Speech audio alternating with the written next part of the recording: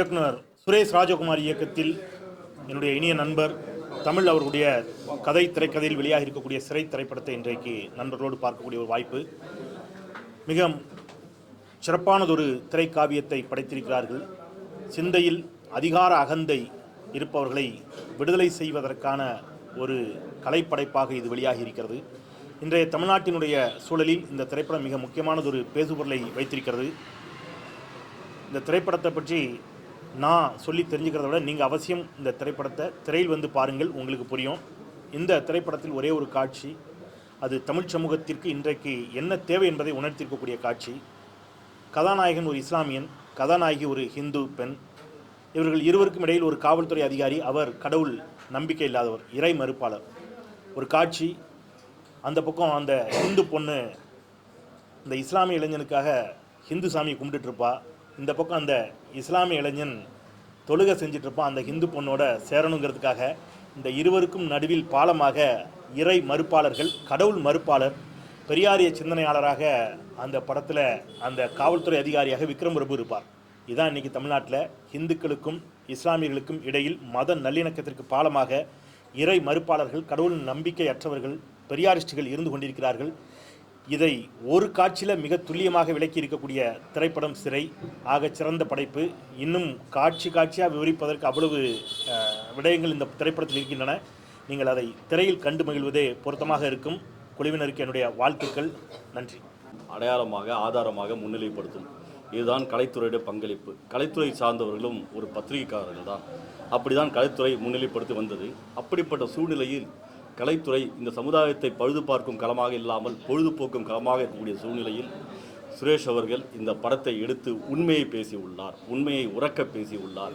இவர் எதை பேசியுள்ளார், எப்படி பேசியுள்ளார் என்றால் உண்மையை பேச தொடங்கியுள்ளார், ஆரம்பித்துள்ளார். இனி கலைத்துறை சார்ந்தவர்கள் உண்மையை பேசுவார்கள். எத்தனை உண்மைகள் மறைக்கப்பட்டிருந்தாலும் உண்மைகள் பேசும்போது ஒரு பயம், ஒரு அச்சம், உணர்வுகள் இருக்கும்.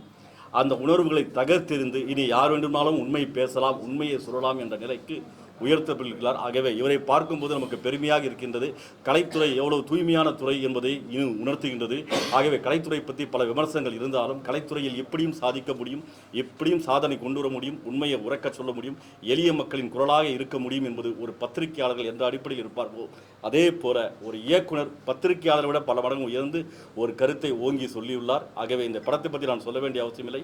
சிறை, அந்த சிறை என்று சொல்லும்போது அந்த கைரேகையுடன் அந்த எழுத்துக்கள் பதிவுபட்டிருக்கின்றன. ஆகவே காலகாலமாக பழியை சுமத்தப்பட்ட ஒரு நிலையை அதை அகற்றி மனித நேயத்துடன் ஒன்றுபட்டு வாழலாம் என்ற கருத்தை, ஆழமான சிந்தனையை விதைத்துள்ளார்கள். கண்டிப்பாக இதை விதைத்த நிலையில் பார்க்கும்போது பெரும் ஆழமரமாக இந்த சமூகத்தில் ஒரு மாற்றத்தை ஏற்படுத்துகின்ற நம்பிக்கை இருக்கின்றது. நான் மதிப்பிற்குரிய சுரேஷ் அவர்களுக்கு என்னுடைய உள்ளார்ந்த நெஞ்சாத நன்றியை தெரிவித்துக் கொள்கிறேன்.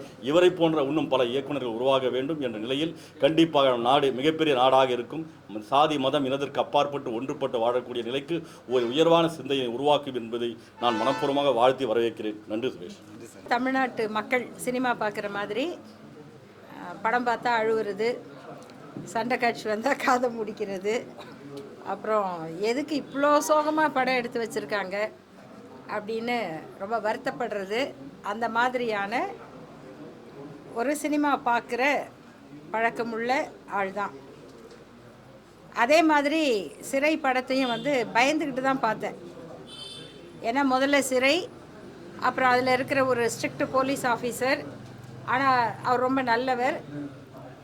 அவருடைய அதிகாரத்தை கொஞ்சம் எளியவர்களுக்காகவும் பயன்படுத்துகிறாரு. ஆனால் மற்ற எல்லா படத்துலையும் இருக்க மாதிரி அவர் காசுக்கு லஞ்சம் கொடுக்க மாட்டார், வாங்க மாட்டார், அதுக்காக சண்டை போடுவார், அப்படியெல்லாம் இல்லை. எங்கே காசு கொடுக்கணுமோ அவரே லஞ்சம் கொடுக்குறாரு. இந்த மாதிரியெல்லாம் ஒரு யதார்த்தமான மனிதன் சிறைத்துறையில். அது அவர் ஆர்ம்ட் ரிசர்வ் போலீஸு. அவர் ஒரு சிறைச்சாலை கைதியை கூட்டிகிட்டு போகிறாரு.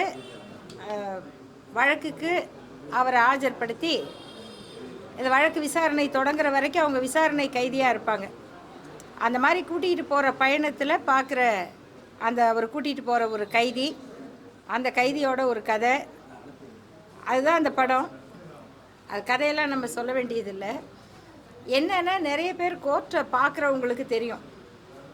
கொஞ்சம் ஒரு கோர்ட்டுக்குள்ளே போய் பார்க்கணும், ஒரு கிரிமினல் கோர்ட்டுக்குள்ளே போய் பார்க்கணும். ஒரு பஸ்ஸு நிற்கும், அங்கேருந்து கைதிகளை விலங்கு போட்டு கூட்டிகிட்டு வருவாங்க. அந்த பஸ்ஸு வர்றப்ப ஒரு 10 குடும்பம் எந்திரிச்சு ஓடும் அந்த பஸ்ஸை நோக்கி. போலீஸ் பஸ்ஸோ இல்லை வெளியிலேருந்து வர்ற வண்டியோ அந்த கைதிகளை கூட்டிகிட்டு வர்ற அந்த வண்டியை நோக்கி ஒரு 10 குடும்பம் வந்து ஓடும்.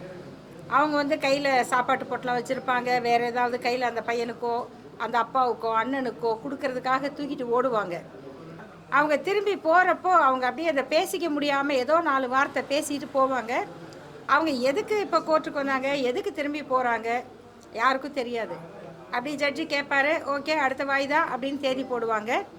இப்படியான லட்சக்கணக்கான வழக்குகள் நாடு முழுக்க இருக்குது.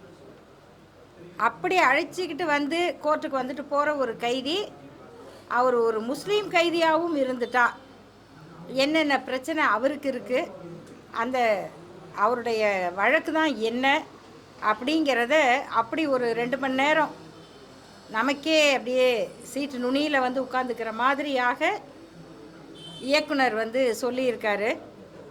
அதே மாதிரி நான் சொன்னேன், எனக்கு துயரமான படங்கள் வந்து அவ்வளோ பிடிக்காது. சில சமயம் கேட்டுக்குவேன் முன்னாடியே கடைசியில் என்ன ஆகும் அப்படின்னு. இல்லை ஏங்க அதை கேட்டால் படம் எப்படி இருக்கும்பாங்க. ஆனால் அந்த கடைசியில் என்ன ஆகுங்கிறது தான் ரொம்ப முக்கியமான ஒரு கேள்வியாக இருக்கும்.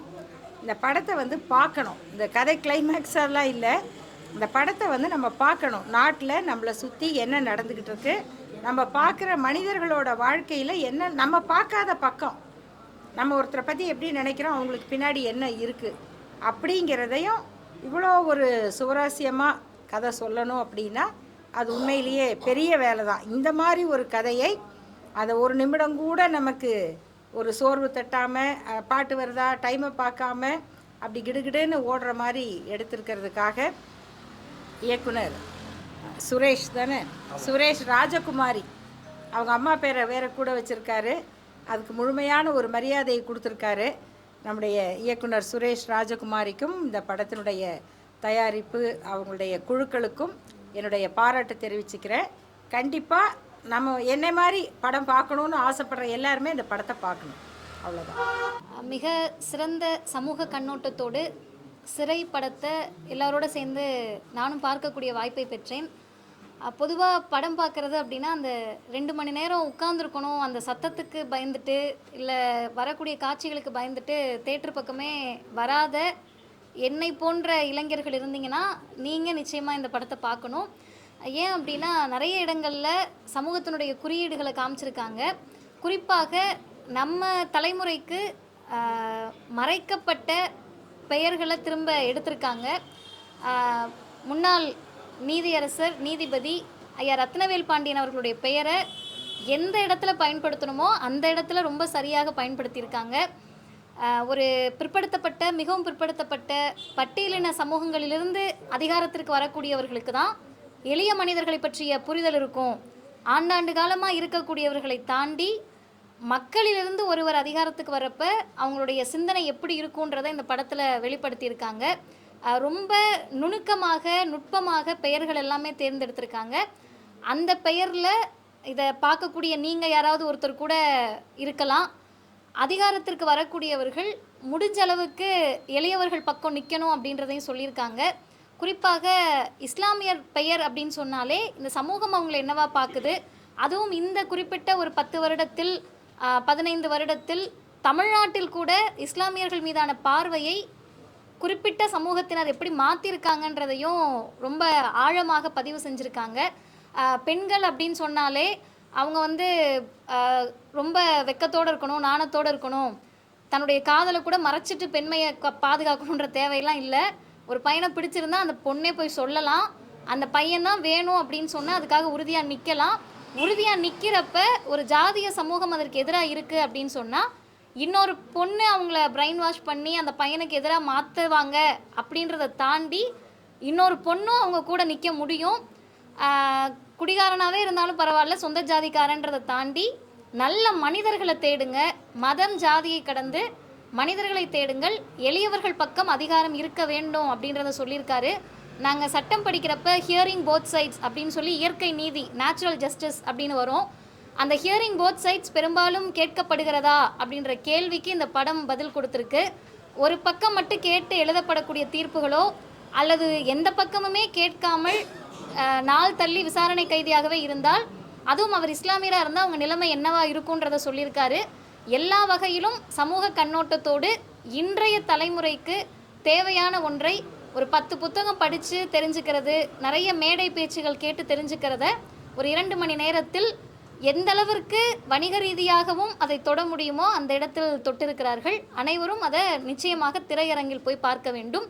அனைத்து தோழர்களுக்கும், குறிப்பாக இந்த படத்தினுடைய குழுவினருக்கும், இயக்குனர் அண்ணன் சுரேஷ் ராஜகுமாரி அவர்களுக்கும் மனம் நிறைந்த பாராட்டுக்கள். நன்றி.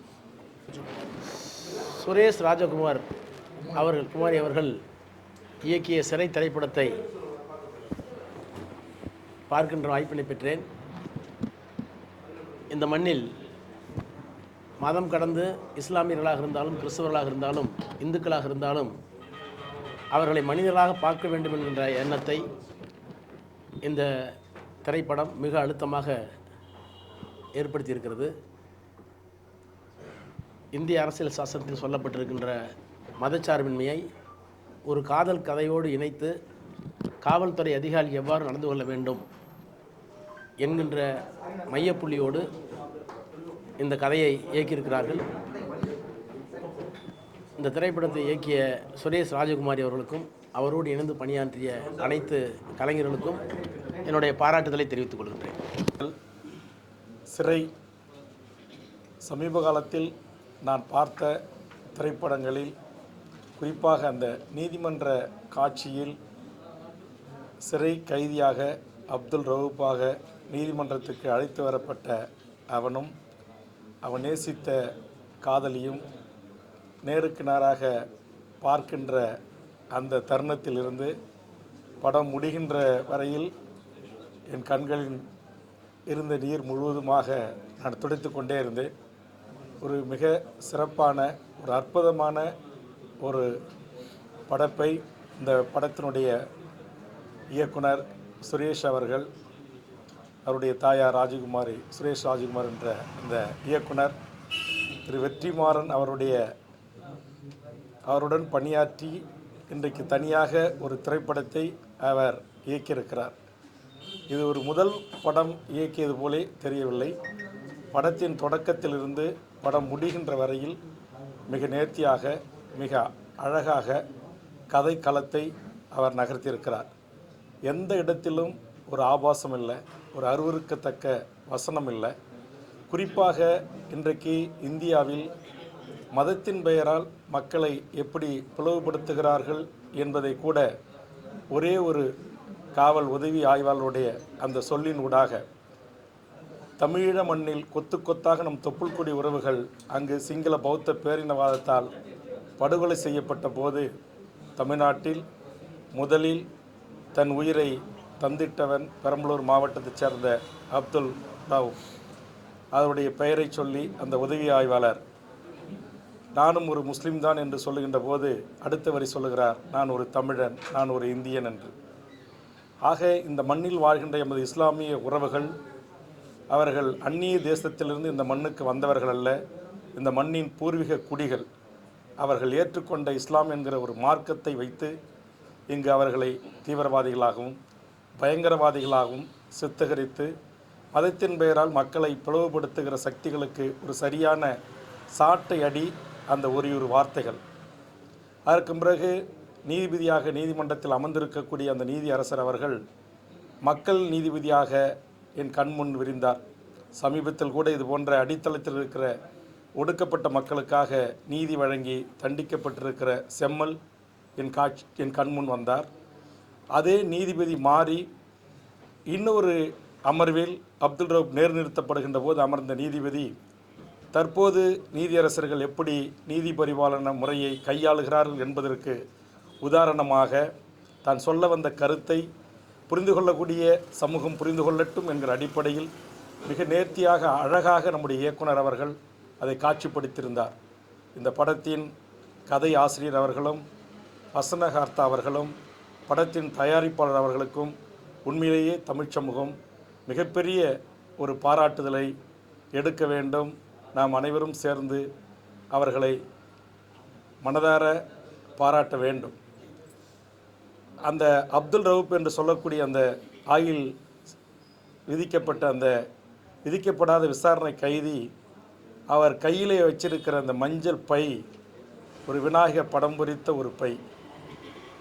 அவர் காதலித்த அவருடைய காதலி ஒரு இந்து சமூகத்தைச் சேர்ந்த பெண். ஆக கதை களத்தை எப்படி இரு சமூகங்களும் இந்த தமிழர் நிலத்தில் ஒரு புரிதலோடும் ஒரு பக்குவத்தோடும் வாழ்கிறார்கள் என்பதற்கு எடுத்துக்காட்டாக இந்த படத்தை நம்முடைய இயக்குனர் அவர்கள் இயக்கி தந்திருக்கிறார்கள்.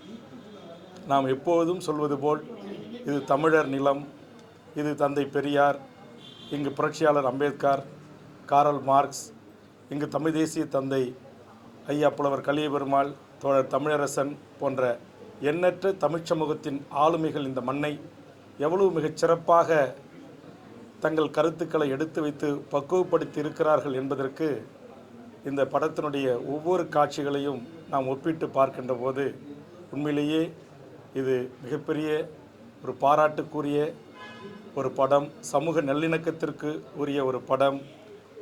அதாவது மிகப்பெரிய பொருள் செலவில் இந்த படம் எடுக்கப்படவில்லை.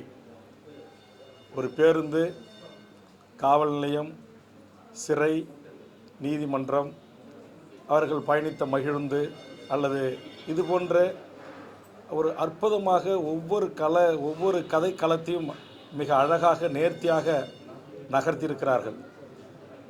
நான் இந்த படத்தை உண்மையிலேயே ரொம்ப நாட்களுக்கு பிறகு விடுதலை பார்த்தேன். நான் திரையரங்குகளில் அதிகமாக படம் பார்ப்பதில்லை. இது போன்ற முன்னோட்ட காட்சியும் அதிகமாக திரை நண்பர்கள் அழைக்கின்ற போது செல்வதில்லை. காரணம், அதில் ஏதாவது நமக்கு உடன்படாத கருத்துக்கள் இருக்கலாம்.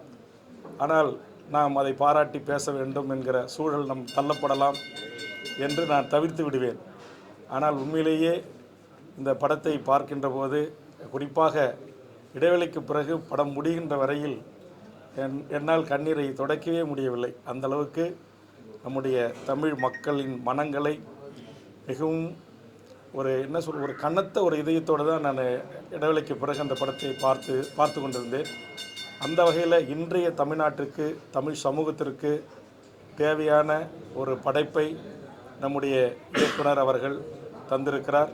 அவருக்கும் அவருடைய குழுவுக்கும், இது போன்ற கதையுள்ள படத்தை தயாரிப்பதற்கு முன்வந்த தயாரிப்பாளர்களுக்கும் என்னுடைய பாராட்டுக்களையும் வாழ்த்துக்களையும். இதற்கான காட்சி அமைப்புகள், ஒளிப்பதிவாளர்கள் எல்லாம். அதில் இன்னொன்று, அந்த சிறை அவர் அனுமதி பெற்று எடுத்திருக்காருன்னு நினைக்கிறேன். அது வேலூர் சிறையினுடைய அப்படியே அந்த சிறை காட்சி.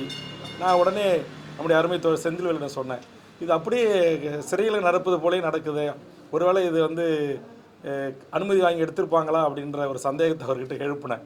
உடனே இடைவெளிக்கு பிறகு நம்முடைய தோழர் அருள்மொழி அக்காவும் அதை என்கிட்ட கேட்டாங்க. ஆக அந்த அளவுக்கு அப்படியே ஒரு உண்மையான தத்துரூபமான காட்சிகள். அது திரு விக்ரம் பிரபுனுடைய நடிப்பு, கதாநாயகனுடைய நடிப்பு, கதாநாயகனாக அவருடைய நடிப்பு, அவருடைய காதலியாக இருந்த அவர் யதார்த்தமான அந்த நடிப்பு, அவருடைய அம்மா, அவருடைய சகோதரி, அதில் வில்லனாக நடித்திருந்தவர்கள் கூட அவரவருடைய பாத்திரத்துக்கு ஏற்றவாறு இந்த படத்தில் மிகச்சிறப்பாக தங்களுடைய அந்த கதை பாத்திரங்களை ஏற்று தமிழ் சமூகத்திற்கு ஒரு நல்ல ஒரு படைப்பை நமக்கு இயக்குனர் சுரேஷ் ராஜகுமாரி அவர்கள் தந்திருக்கிறார்கள். அவருக்கும் அவரை உருவாக்கிய அவருடைய குரு நம்முடைய விடுதலை படத்தை தந்துட்டு இன்றைக்கு தமிழ்நாடு முழுவதும் தமிழ்நாடு விடுதலை படையை, தமிழ் தேசிய போராளிகளை, புலவர் கலியபெருமாளை, தோழர் தமிழரசனை, அவரோடு அந்த படையில் நின்று பணியாற்றிய எண்ணற்ற தோழர்களை கொண்டு சேர்த்தவர்களுக்கும், குறிப்பாக அதில் காவலர்கள் அவரை பற்றி சொல்லணும். ஏன்னா நானும் பல வழக்குகளுக்காக நீதிமன்ற காவலர்களோடு பயணித்திருக்கிறேன். உண்மையிலேயே மனச்சாட்சியோடு இது போன்று கடநிலை காவலர்கள், காவல் உதவியாளர்கள், இந்த ஏட்டையா என்று சொல்லவர்கள்லாம் மனவிட்டு அந்த விசாரணை கைதிகளோடு பேசுவாங்க. அவங்களுடைய இன்பத் துன்பத்தில் பங்கெடுத்துக் கொள்வார்கள். அந்த அளவுக்கு எப்படியாவது அவர்களுக்கு உதவ வேண்டும் என்று விக்ரம் பிரபு அவர்களுடைய அந்த கதை சார்ந்த அவருடைய நகர்வு எல்லாமே உண்மையிலேயே பாராட்டுக்குரியது. அதனால் இந்த படத்தை நான் பார்க்கின்ற போது உண்மையிலேயே நாம் ஒவ்வொரு தமிழர்களும் கண்டிப்பாக அதான் அந்த திரைக்கதை இவ்வளவு ஒரு நேர்த்தியாக, இவ்வளவு அழகாக, இப்படி மக்கள் மனங்களை வெல்லக்கூடிய, மக்கள் மனங்களில் ஆழமாக பதியக்கூடிய வகையில் இந்த கதையை திரு தமிழ் அவர்கள், அவர் இங்கே வந்திருக்காரான்னு தெரியல, வரல, அவர் படப்பிடிப்பில் இருக்கிறாரு. அவரையும் நான் இந்த நேரத்தில் மனதார பாராட்டுறேன். அப்படிப்பட்ட அற்புதமான ஒரு கதை. நீங்கள் நீதியரசரை முறையிடுங்கள் என்று சொன்னதிலிருந்து அதற்கு பிறகு அந்த நீதியரசர் மாற்றப்பட்ட அந்த செய்தியை தொலைபேசியிலாக சொல்வதிலிருந்து இதையெல்லாம் பார்க்கின்ற போது உண்மையிலேயே காவல்துறையில் இருக்கின்றவர்களுக்கும் இதயம் இருக்கிறது என்பதை அவர்களும் லட்சோப லட்ச தமிழ்நாட்டுடைய காவலர்களும் மனங்கள் குளிர்கின்ற மகிழ்ச்சி அடைகின்ற வகையிலும் இதை காட்சிப்படுத்தியிருக்கிறார். எந்த ஒரு சமுதாயத்தையோ சாதிகளையோ சமூகங்களையோ குற்றம் சாட்டாமல் மிக அற்புதமான ஒரு படைப்பை படைத்திருக்கிற நம்முடைய இயக்குனர் அவர்களுக்கு நான் சார்ந்திருக்கிற தமிழக வாழ்வுரிமை கட்சியின் சார்பாகவும் இதுபோன்று சிறையில் நீண்ட நெடிய நாட்களாக வாழ்கின்ற சிறைவாசிகளின் விடுதலைக்காக களத்தில் நின்று தமிழர் வாழ்வுரிமை கூட்டமைப்பின் சார்பாக போராடுகிற ஒருவனாகவும் ஆந்திர சிறையில், கர்நாடக சிறையில், மைசூர் சிறைகளில் வாழ்கின்ற எண்ணற்ற நம் தமிழ் உரிமைகளை மீட்பதற்காக பல முயற்சிகளை மேற்கொண்டவன் என்கிற அடிப்படையிலும் ஒரு அற்புதமான படைப்பை தமிழ் சமூகத்திற்கு தந்திட்ட இயக்குனர் உள்ளிட்ட அனைவருக்கும் என் நெஞ்சார்ந்த நன்றிகளும் பாராட்டுக்களும் வாழ்த்துக்களும். எதிர்பார்ப்பு ஒரு திரைப்படமாக விரிந்திருக்கின்றது. இந்த படத்தை சிறை என்று சொல்வதை விட கலையுலகத்திற்கு புதிதாக முளைத்திருக்கின்ற சிறகு என்று சொல்லலாம். இந்த படத்தினுடைய கதாநாயகன் அப்துல், கதாநாயகி கலை. அப்துல், கலை இருவரை வைத்து சொல்லப்பட்ட இந்த கதையின் வாயிலாக பல்லாயிரக்கணக்கான அப்துல்களை பற்றி அறிந்து கொள்ள முடிகின்றது. 5 ஆண்டு கால விசாரணை கைதி வாழ்க்கை எவ்வளவு துயரமானது என்பதை ஒவ்வொருவருடைய கண்ணீரில் இந்த கதையை எழுதியிருக்கிறார்கள்.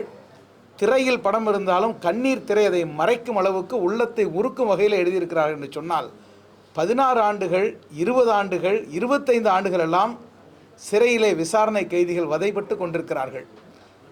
காவல்துறையில் இருக்கின்ற பல கொடிய குணம் கொண்டோரை தாண்டி மனிதம் கொண்ட பலர் இருக்கிறார்கள் என்பதை இந்த படம் காட்டுகின்றது. அதே போல நீதித்துறையிலே இருக்கின்ற மனசாட்சி உள்ளவர்களை அடையாளம் காட்டுகின்றது. இருளும் ஒளியும் இணைந்து வருவது போல இந்த படத்திலே அதிகாரத்தை தவறாக பயன்படுத்தி அப்பாவிகளை தண்டிப்பவர்கள், தன்னுடைய குறைந்தபட்ச அதிகாரத்தை பயன்படுத்தி ஏதிலிகளை, எளியவர்களை காப்பவர்கள் என்று 2 பரிமாணங்களையும் இந்த படம் காட்டியிருக்கின்றது. படத்தின் கதை குறித்து, அதில் வருகின்ற மதம் குறித்து பேசுவதற்கொன்றுமில்லை. இதில் மதம் வெவ்வேறாக இருக்கிறது என்பதை தாண்டி மனிதம் ஒன்றாக இருக்கின்றது. அதுதான் இந்த படத்தினுடைய உச்சமாக இருக்கின்றது. எளிய மக்களுடைய இதயங்களை தொடக்கூடியதோடு இந்த நாட்டின் மனசாட்சியை உலுக்கி இருக்கின்றது. இந்த படத்தை பார்த்துவிட்டு லவ் ஜிஹாதுக்கு ஆதரவாக படம் எடுத்து விட்டார் என்று சிலர் சொல்லக்கூடும். ஆனால் இந்த படம் மனிதத்தை பேசுகின்றது, மனசாட்சியை தொடுகின்றது. ஆதரிக்கத்தக்க, வரவேற்கத்தக்க அருமையான படம். நன்றி. உயிர் போகும் பொழுது தொண்டைக்குடி அடைக்கும் அப்படின்னு சொல்லுவாங்க. அந்த மாதிரி இந்த திரைப்படத்தை பார்க்கும் பொழுது அந்த 2.5 மணி நேரமும் ஒவ்வொருடைய தொண்டைக்குடியும் அடைத்தது ஒவ்வொரு காட்சிகளும். அது இசைகளாக இருந்தாலும் சரி, அந்த படத்தில் வைத்திருக்கக்கூடிய குறியீடுகளாக இருந்தாலும் சரி, காட்சி அமைப்பாக இருந்தாலும் சரி, ஒவ்வொன்றுமே யதார்த்தத்தை இந்த படம் பேசியிருக்கு. இந்த நேரத்தில் சொல்ல விரும்புவது, ஆர்கே செல்வமணி அவருடைய பேட்டியில் சொல்லியிருப்பார், எப்படி இருந்த கிராமங்களை இந்த தமிழ் சினிமா எப்படி மாற்றிவிட்டது என்று சொல்லி அவருடைய அனுபவத்தை சொல்லியிருப்பார். ஒரு முஸ்லீமை எந்த அளவுக்கு கிரிமினலைஸ் செய்ய முடியுமோ அந்த அளவுக்கு கிரிமினலைஸ் செய்து ஒரு மத நல்லிணக்கமான இருந்த பூமியை எவ்வளவு நாசம் செய்திருக்கிறது சினிமா என்று சொல்லி அந்த ஆர்கே செல்வமணி அவருடைய பேட்டியில் பேசியிருப்பார்.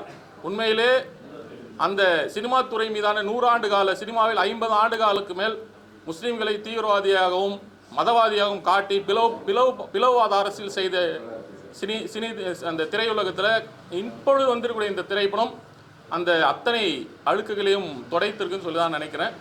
அந்த திரைப்படத்தில் ஒரு காட்சி உண்மையிலே அது சொல்லணும்னு ஆசைப்பட்றேன். என்னென்னா, அந்த கைதி தப்பிச்சு ஓடுவதற்கான ஒரு வாய்ப்பே ஏற்படும். ஆனால் தப்பிச்சு போக மாட்டான். அப்போ அந்த எஸ்கார்டு கேட்பார், உனக்கு வாய்ப்பு கிடைச்சது, நீ ஏன் போகலை அப்படின் பொழுது, என் பேர் பிரச்சனை சார், நான் அப்துல், நான் தப்பிச்சு போனேன், எங்கே போவேன் அப்படின்னு அந்த ஒரு பையன் அந்த கைதி கேட்பாவில். உண்மையிலேயே நம்ம எல்லாரும் ஃபாத்திமா லத்தீஃப் தெரியும், ஐஐடியுடைய மாணவி. அந்த பொண்ணு வந்து தற்கொலை பண்ணிக்கலாம். கேரளாலேருந்து வந்து இங்கே படித்த புள்ள தற்கொலை பண்ணிக்கலாம். அந்த தற்கொலையின் பொழுது அவர் எழுதி வைத்த கடிதத்தில் இருந்து என்னன்னா, என் மரணத்திற்கு என்னோட பெயர் தான் காரணம் அப்படின்னு.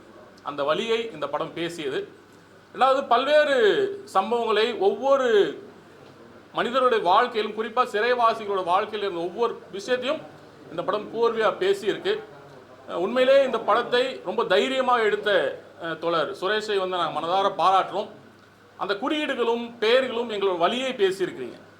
இந்த தமிழ்நாட்டில் வாழ்ந்து கொண்டிருக்கிற இஸ்லாமியர்களுடைய வலிகளை, வேதனைகளை இன்னைக்கு சுரேஷ் ராஜகுமாரி பேசியிருக்கிறார். மனதார பாராட்டுறேன். இது வந்து ஒரு படமாக பார்த்துட்டு போனோன்னு சொன்னால் அதனால் அவருக்கும் பெரிய வந்து வெற்றி இல்லைன்னு நான் நினைக்கிறேன். இது மாதிரி இன்று சிறைகளில் தொடர்ந்து இது மாதிரி நடக்குது. இது முழுக்க முழுக்க நீதித்துறையுடைய அலட்சியத்தை அவர் வெளிப்படுத்துகிறார், அம்பலப்படுத்தியிருக்கிறார். இந்த படத்தை தயவுசெய்து ஐயா முதலமைச்சர் நான் கையெடுத்து கும்பிடுறேன், இதுவரை நான் கும்பிடுறதில்லை, தயவுசெய்து இந்த படத்தை வந்து பாருங்கள். தமிழ்நாட்டில் இருக்கக்கூடிய சிறைத்துறை அவ்வளோ மோசமாக இருக்குது என்பதை தயவுசெய்து நீங்கள் உணருங்கள்.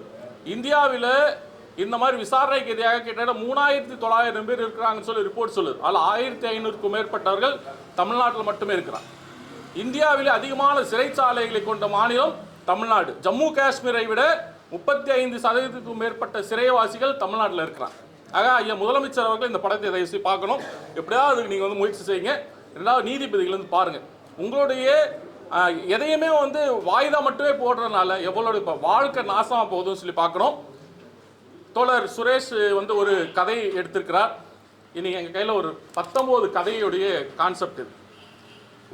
ஒரு சிலிண்டர் வெடிப்பு, அதை தொடர்ந்து 19 அப்பாவிகள் இன்னும் கூட 4 ஆண்டுகளாக 3 ஆண்டுகளாக விசாரணை கைதியாக இருக்கிறாங்க. இதை வந்து 4ஆம் தேதி நான் கோயம்புத்தூரில் வெளியிட இருந்தோம்.